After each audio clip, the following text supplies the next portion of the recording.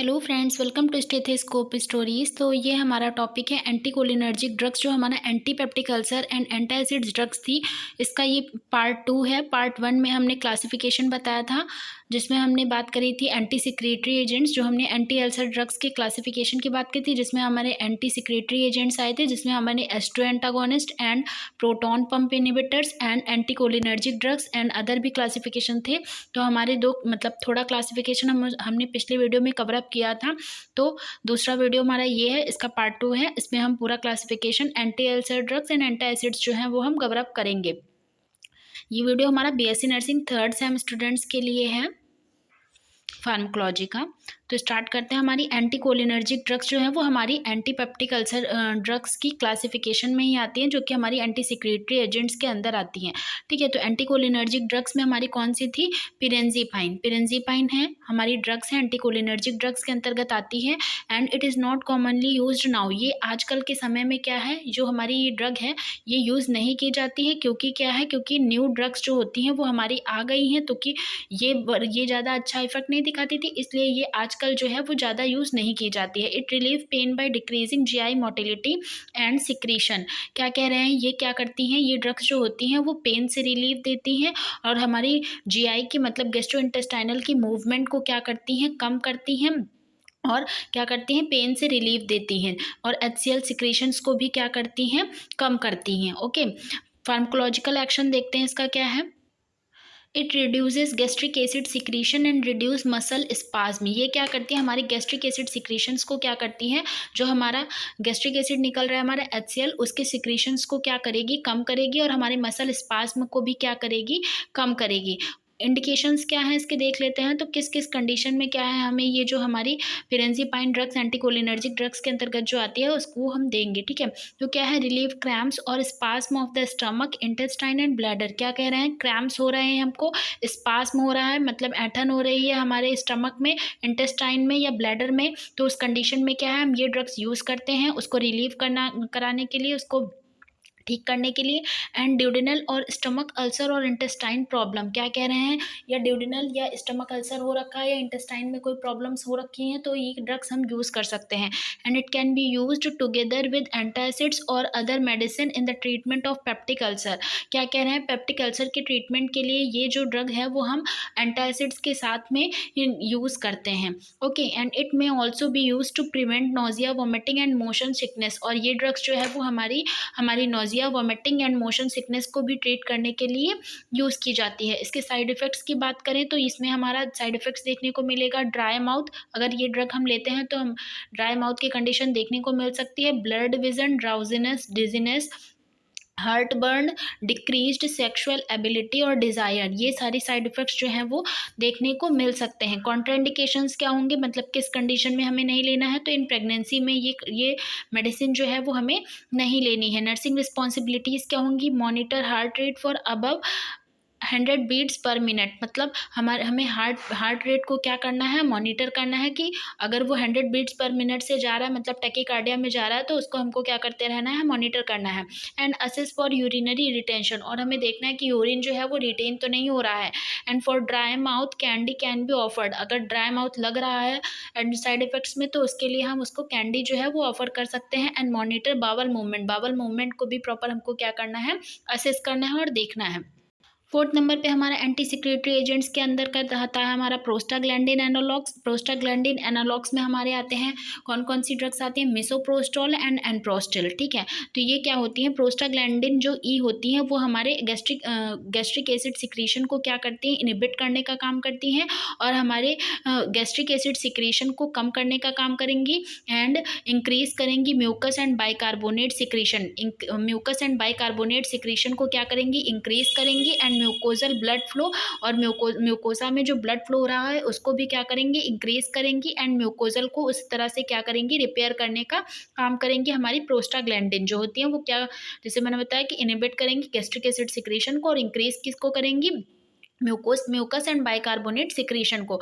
And इसका pharmacological action देखें तो क्या होता है, like gastric mucus they also provide a protection against gastric acids and inhibit the acid secretion. क्या कह रहे हैं, ये गैस्ट्रिक म्यूकोसा जो म्यूकस जो होता है वो क्या करता है, ये हमारा क्या करता है, प्रोटेक्शन प्रोवाइड करता है। ठीक है, किससे, गैस्ट्रिक एसिड से क्या करता है, हमको प्रोटेक्शन प्रोवाइड करता है, और एसिड के सिक्रीशन को क्या करता है, कम करता है। ठीक है, इंडिकेशंस की बात करें तो क्या करेगा, prevention of एनसेड induced gastric ulcer. क्या कह रहे हैं कि एनसेड की वजह से गैस्ट्रिक अल्सर हुआ है तो उस कंडीशन में क्या है, हम इसे देंगे जो हमारी ये मिसोप्रोस्टोल होंगी, prostaglandin analogues. And medical termination of pregnancy, मतलब एमटीपी में हम इसे यूज़ करते हैं। And cervical ripening and labour induction. क्या कह रहे हैं, सर्वाइकल जो हमारा सर्विक्स होता है उसको राइपन करना हो, मतलब स्ट्रेच आउट करना हो, कॉन्ट्रैक्टिलिटी उसकी इंक्रीज करनी हो, या लेबर कंडीशन में क्या है, हम इसे यूज़ करते हैं। And fat mall absorption in cystic fibrosis की कंडीशन में अगर फैट माल ऑब्जॉर्प्शन हो गया तो उस कंडीशन में भी क्या है, हम ये मिसोप्रोस्टोल जो होती है वो यूज़ करते हैं। एंड कुछ इसके एडवर्स इफेक्ट्स की बात करें तो डायरिया देखने को मिल सकता है, and abdominal pain, constipation and flatulence. ठीक है, नर्सिंग रिस्पॉन्सिबिलिटीज़ क्या होंगी, क्या हमें मतलब मेन रोल क्या होगा नर्स का, तो assist knowledge and teach appropriate anti ulcer diet and lifestyle. क्या करना है, नॉलेज देखनी है कि पेशेंट को नॉलेज है कि नहीं उसकी कंडीशन के बारे में, और उसको हमको एंटी अल्सर डाइट बतानी होगी कि उसको ज़्यादा हैवी नहीं लेना है जिससे उसे इंडाइजेशन हो। ठीक है, तो और उसको लाइफस्टाइल अपनी मेंटेन करके रखनी है, सीडेंट्री लाइफस्टाइल नहीं रखनी है, हल्का सादा भोजन खाना है। And monitor renal function and fluid balance. ठीक है, और उसकी किडनी सही से वर्क कर रही है नहीं कर रही है, और फ्लूइड बैलेंस है या नहीं, तो इस पर क्या करना है, हमको मॉनिटर करना है। तो ये हमारी कौन सी थी, प्रोस्टाग्लैंडिन एनालॉग्स। तो यहाँ पे हमारे एंटी सिक्रेटरी एजेंट्स जो हैं वो खत्म होते हैं, जिसके अंदर हमारे 4 आए थे। दूसरा हमारा आता है एंटासिड, ये सेकंड नंबर का क्लासिफिकेशन है, जिसमें हमारी 2 तरह की ड्रग्स आई थी, मतलब 2 तरह के थे हमारे एंटासिड्स में, systemic and non systemic. Systemic जो होती हैं वो हमारी होल बॉडी में जाती है, तो उसमें हमारी कौन सी ड्रग्स आती हैं, sodium bicarbonate and sodium citrate. And non systemic जो होती है हमारी, वो क्या करती हैं, magnesium hydroxide, aluminium hydroxide gel. ठीक है, तो एंटासिड जो होती हैं वो हमारे एसिड को क्या करती हैं, न्यूट्रलाइज करने का काम करती हैं। इनका फार्माकोलॉजिकल एक्शन की बात करें तो ये हमारे मतलब जो एसिड सिक्रीशन होता है HCl, उसको क्या करती है, न्यूट्रलाइज करने का काम करती हैं। लेकिन जो हमारी एंटी सिक्रीटरी एजेंट्स थी वो रिड्यूस करने का काम करी थी, और ये हमारी न्यूट्रलाइज करने का काम करेंगी। फिर हम इसके इंडिकेशंस की बात करें तो पेप्टिक अल्सर की कंडीशन में हम इसे प्रोवाइड करते हैं। GERD, कॉन्स्टिपेशन एंड डिस्पेप्सिया के कंडीशन में क्या है, एंटासिड्स जो होती हैं वो यूज़ करते हैं। कॉन्ट्राइंडिकेशंस की बात करें तो should not be given to patient with renal और हार्ट फेलियर। क्या कह रहे हैं, अगर किसी पेशेंट को रीनल की दिक्कत है, रीनल फेलियर हुआ है, हार्ट फेलियर हुआ है, किडनी फेल या हार्ट फेल हुआ है, तो उस कंडीशन में क्या है, हम ये जो है एंटासिड्स नहीं प्रोवाइड करते हैं। ठीक है, तो ये हमारा तीसरा क्लासिफिकेशन था। अब हम बात करते हैं अपने सेकेंडली था, ये हमारा थर्ड क्लासिफिकेशन है, अल्सर प्रोटेक्टिव, मतलब ये इसमें क्या है, हम अल्सर से प्रोटेक्ट करेंगे। ओके, तो दे मेक अ प्रोटेक्टिव नहीं sorry sucralfate and colloidal bismuth subcitrate. इसमें क्या है, ये जो हमारी अल्सर प्रोटेक्टिव है इसमें हमारी कौन कौन सी ड्रग्स आती हैं, सुक्रालफेट आती है एंड कोलॉइडल बिस्मथ सब्सिट्रेट आती है। इनके फार्माकोलॉजिकल एक्शन की बात करें तो they make a protective layer upon the ulcer. क्या करती हैं, ये हमारा जो अल्सर होता है, स्टमक अल्सर, ड्यूडेनल अल्सर, उसमें क्या करती हैं, जब हम ये ड्रग्स लेते हैं तो ये एक लेयर बना देती हैं, प्रोटेक्टिव लेयर बनाती हैं अल्सर के अगेंस्ट, और क्या करती हैं, प्रोटेक्ट करती हैं फर्दर डैमेज से, कि दोबारा जो है अगर HCl सिक्रेट भी हो तो वो दोबारा हमारे उसको डैमेज ना करे। ठीक है, तो प्रोटेक्ट करने का काम करते हैं। इंडिकेशन क्या है, हमारा पेप्टिक अल्सर की कंडीशन में हम प्रोवाइड करते हैं। एंड क्या है, sucralfate is effective under acidic condition, thus an antacid should not taken 30 minutes before और आफ्टर सुक्रालफेट डोज। इसका मतलब है कि हमारा जो सुक्रालफेट है वो एसिडिक कंडीशन को ट्रीट करने के लिए बहुत ही इफेक्टिव है, बहुत ही अच्छा वर्क करता है। और लेकिन जो हमारा अगर हमने एंटासिड्स ली है तो उसके बाद मतलब मानो हमने 30 अभी मैंने ली है तो उसके 30 मिनट बाद हमको सुक्रालफेट नहीं देनी है। ओके, तो ये चीज़ हमें बिल्कुल याद रखनी है।